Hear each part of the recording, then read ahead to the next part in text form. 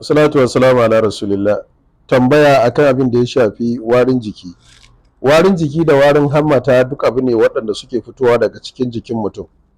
Kuma ba san iyawarka ba ne, ba wai laifinka ba ne. Mutum zai sa turare, zai yi wanka da sabulu mai ƙanshi, in mace ce za ta sa turare, za ta sa humra, za ta sa duk abin da ya kama a sa mai ƙamshi. Amma da zarar ta shigo cikin mutane sai ka ji jikinta yana tashi. Wannan shi ake kira da wato warin jiki, wasu su ce warin kashi.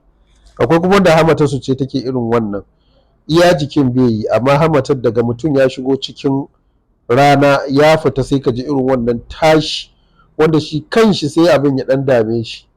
So wannan shine abin da za a bayar yanzu a amfani da shi ga masu fama da warin kashi da warin hamata. Insha Allahu rabbi duk inda kuka yi wannan tsawon wata ɗaya kuna yi, za a nemi wannan warin ƙashi ko warin hammata gaba ɗaya insha Allahu a rasa.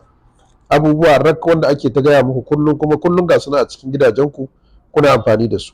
Na farko akwai black seed oil, shine habbatus sauda, man habbatus sauda.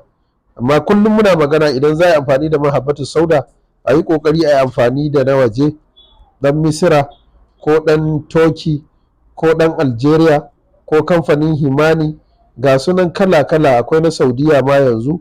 Dukka ga sunan mayuka ne na habbatus sauda wanda mun san amfaninsu kuma mun san darajarsu da falalarsu.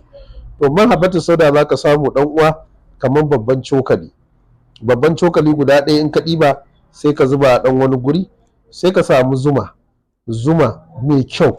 Kullum muna faɗa saboda gudun uzuri, mai kyau wadda ba ta da mis.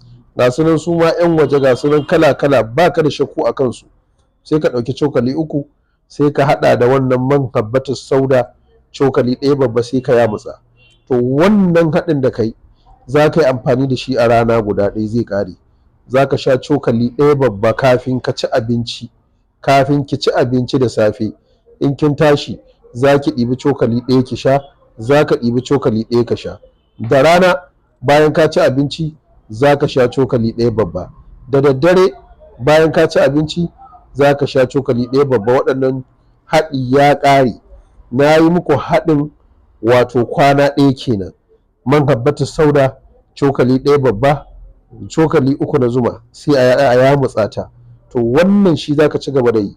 In Allah ya yarda, duk yadda warin hamata da warin ƙashi yake a jikinka, ka daure ka ci gaba taraddadin kana maimaitawa.